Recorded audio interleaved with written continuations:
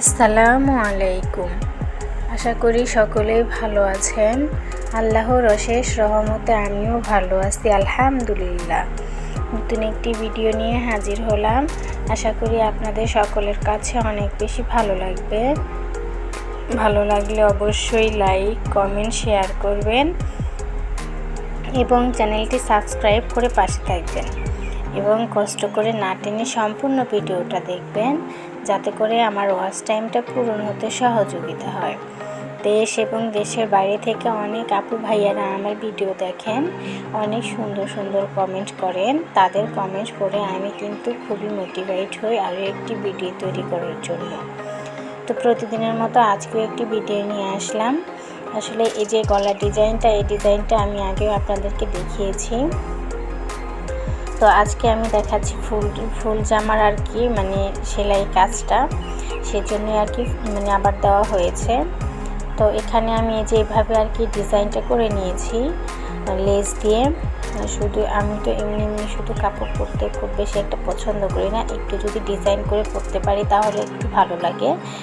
এর জন্য আর কি করব এই ভেবে দেখলাম এই একটা ডিজাইন করা যাক। তো আর কি এইভাবে আর কি একটা ডিজাইন করে নিলাম। তো আমার এই ডিজাইনটা কেমন লেগেছে অবশ্যই কিন্তু কমেন্ট করে জানাবেন। তো এই যে আমি লেসটাকে সুন্দর করে লাগিয়ে নিলাম। তো এই দেখুন আমার গলার ডিজাইনটা, আশা করি আপনাদের সকলের কাছে ভালো লাগবে। তো এখন আমি আর কি পিছন গলাটা লাগিয়ে নিচ্ছি।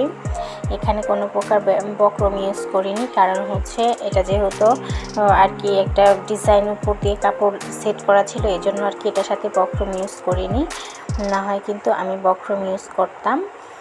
তো এই যে আমার পিছন সাইডের গলাটা ওইভাবে আমি সেলাই করে নিয়েছি একেবারে। এখানে আর হাতে সেলাই করিনি, খুব সহজে আর কি কাজটা সেরে ফেলেছি।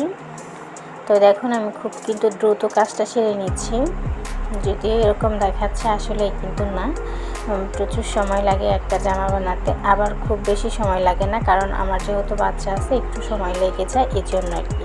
তো আজকে আপনাদেরকে আর কি মেন বিষয় যেটা দেখাবো সেটা হচ্ছে এই যে সাইড শিলা, যেটা বলে ফাড়া সেলাই, সাইড ফাড়া সেলাই, এই সেলাইটাই আর কি আপনাদেরকে দেখাবো।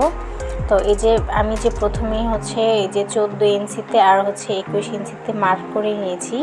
এটা কিন্তু সবসময় দুটো পাটটাকে একসাথে রাখতে হবে, না হয় কিন্তু কাপড়টা একটু কোনাচে টাইপের হয়ে যাবে, জামা কিন্তু পরলে ভালো দেখাবে না। একটা একদিকে থাকবে আর একটা আর এক কোনাচে হয়ে যাবে। এই জন্যই আর কি আপনাদের সাথে এটা শেয়ার করা। তো এই যে আপনারা যারা এগুলো সেলাই কাজ পারেন তারা একটুতেই বুঝে যাবেন আর কি, তাদেরকে অনেক বোঝাতে হবে না। তো ওই সাইডটা ওই টিক চিহ্নগুলো ঠিক রাখলে দেখবেন খুব সুন্দর মতো আর কি জামা হবে।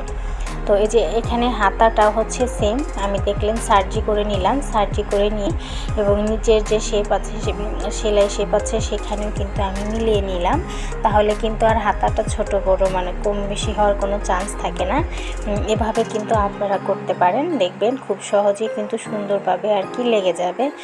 অনেক সময় দেখা যায় অনেক যারা নতুন আছেন তারা কিন্তু হাতাটা লাগাতে গিয়ে দেখা যায় একটা ছোট হয়ে যায়, একটা বড় হয়ে যায়।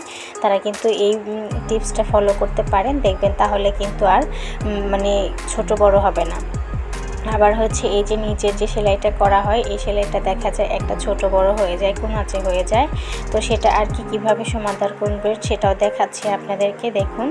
তো আমি এই যে সবগুলোকে 4টা পাটকে একসাথে ভাঁজ করে নিয়ে দেন হচ্ছে আমি 4টা পাটটি আবার হচ্ছে এই যে এভাবে মুড়িয়ে নিচ্ছি, যেন 4টা পাটই সমান থাকে, কোনোটা যেন কম বেশি না হয়। এই যে এভাবে যদি আপনারা একটু ফলো করেন, দেখবেন আপনাদের জামাও কিন্তু খুব সুন্দর হয়ে যাবে, কোনোটা ছোট বড় হবে না, সবগুলো সাইজ কিন্তু সেম হয়ে যাবে। আপনারা কিন্তু এভাবে ফলো করতে পারেন। তো এই যে দেখুন আমি তো ভাঁজ করে নিয়েছি, তার ভিতরে শুধু এই যে এইভাবে আর কি একটা ভাঁজ করে দিচ্ছি, ওইখানে আর বেশি কম বেশি হওয়ার কোনো চান্স নেই, কারণ আগে থেকে তো আমি ওটাকে ভাঁজ করে নিয়েছি, ওটা আর কম বেশি হবে না। তো এই যে সাইডে এইভাবে সেলাই করে দিবেন, দেখবেন খুব সুন্দর হবে। আর এটা সবসময় দুইটা পাটি একটু উঁচু টাইপের, উঁচুর দিকে আর কি টান রাখবেন, নিচের দিকে টান দিবেন না, নিচের দিকে টান দিলে কিন্তু এটা নিচে ঝুলে আসবে, হচ্ছে কোনাচে টাইপের হবে। সবসময় ওটাকে উপরের দিকে রাখার চেষ্টা করবেন, তাহলে এই যে এদিকে টান দিবেন, তাহলে দেখবেন যে এটা আর কি কোনো ছোট বড় হবে না এবং হচ্ছে কোনাচে টাইপেরও হবে না। তো এই দেখুন আমি যেহেতু যে ভাঁজ করে নিয়েছি তার জন্য কিন্তু খুব সহজে আর কি এটা মানে সেলাই করে নিতে পারছি। আর যদি ভাঁজটা না করে নিতাম একটু দেখা যেত কম বেশি হতো। তো যাই হোক, আমার এই টিপসটা কিন্তু আপনারা ফলো করতে পারেন আর আপনারা অনেকে অনেক ভালো করে বানাতে পারেন। তো আমিও আর কি আপনাদের সাথে কিভাবে কাজ করি সেটাই শেয়ার করছি। তো আমার কাজটা আপনাদের কাছে কেমন লেগেছে অবশ্যই কিন্তু কমেন্ট করে জানাবেন। তো এখন আমি আর কি সাইডের কাজটা সেরে নিচ্ছি, সাইডের সেলাইটাও আমি এখন দিয়ে নিচ্ছি। তো এই যে এভাবে আর কি খুব তাড়াতাড়ি করে সাইডে সেলাইটা দেওয়া যায়। আমার কাছে এই সেলাইটা দিতে খুব বেশি ভালো লাগে, কারণ হচ্ছে এখানে কোনো ভাঁজ থাকে না, কোনো কিছু থাকে না, শুধু সেলাই করলে আর কি হয়ে যায়। তো এই যে এই দিকটাও আপনারা ফলো করতে পারেন, এই দুইটার মানে সমান রাখবেন, তাহলে দেখবেন যে আর কি ছোট বড় হবে না, সেলাইও কম বেশি হবে না। তো এই যে আমি সবটাই আর কি দিয়ে নিচ্ছি, সব সেলাইটাই, সেটাই আপনাদের সাথে শেয়ার করছি। তো আমার ভিডিওটা যদি ভালো লাগে অবশ্যই কিন্তু লাইক কমেন্ট শেয়ার করবেন এবং চ্যানেলটি সাবস্ক্রাইব করে পাশে থাকবেন এবং প্রতিদিন সুন্দর সুন্দর কমেন্ট করবেন। তো এই দেখুন আমার জামাটা রেডি হয়ে গিয়েছে।